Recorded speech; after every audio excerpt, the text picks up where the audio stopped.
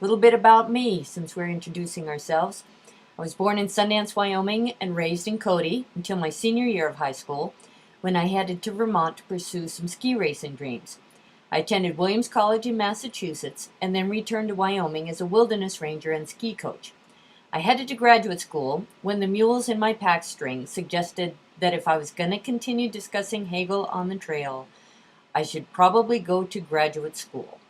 I'm not sure if the mules objected to my lectures or to my singing, but either way, indeed, I had a problem with thinking about things, and graduate school is a good place for people with such problems.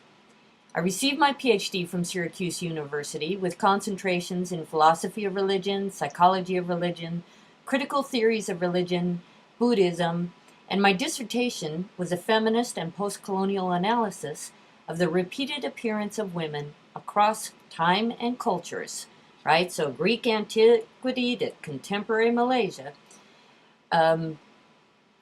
across time and cultures who were possessed by spirits.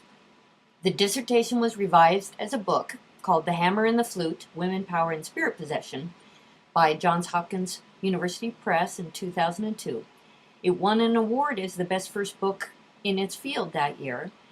I taught at the University of Stirling in Scotland for 5 years, where my 2 kids were born, and then returned to Cody to raise them and invent a career as a historian of religions, teaching online for UW and carrying on as much research as I could afford to pursue. It's kind of a problem. So this fall, I'm in the final process of publishing a chapter on spirit possession for a Brill edited collection on channeling and mediums.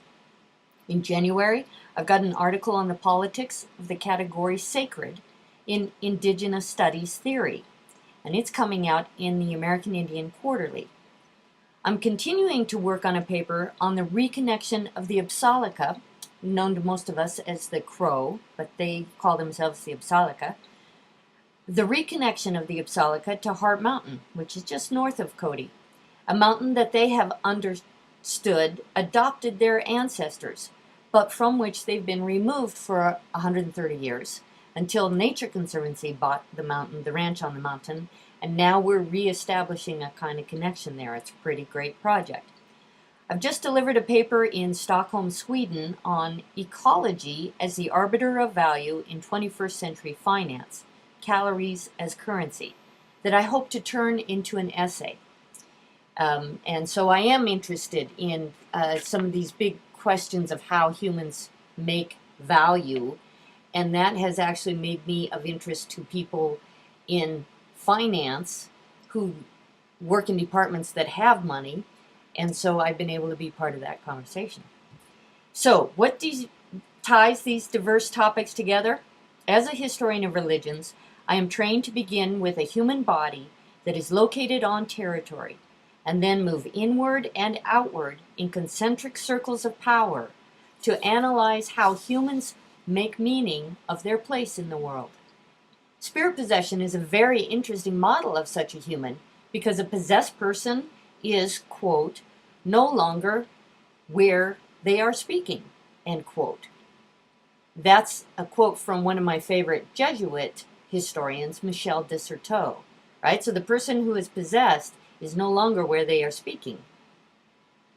I've studied the cross-cultural and trans-historical appearance of people who are possessed, who are spoken through rather than speaking subjects. Because their subjectivity, their personhood, is so intimately tied into a relationship with power that is not of human origination in their understanding of their experience. So unlike an athlete who understands their experiences through their training and discipline, in the case of the possessed person, this is something happening through them. Now, what gets really interesting, if you've read Flow or Creativity or Peak Experience stuff, is that there are many athletes who would also say something else happens if they have prepared themselves well, something else beyond their individual power has happened. So there's some pretty interesting cross-cultural conversations to have there. Anyway, In our contemporary world, I am most interested in how we respond to our current crisis regarding being at home. When the housing market and the ecological volatility threaten more and more people, making it harder and harder to be at home, think mortgage default and Superstorm Sandy, then how are humans making sense of their place in the world? Now this gets really interesting in terms of indigenous studies theory, because one, if to be indigenous means to come be a native of the land, in this 21st century, these questions of who is indigenous, what constitutes being somebody of the land, and how, in the face of climate volatility, are any of us at home anymore?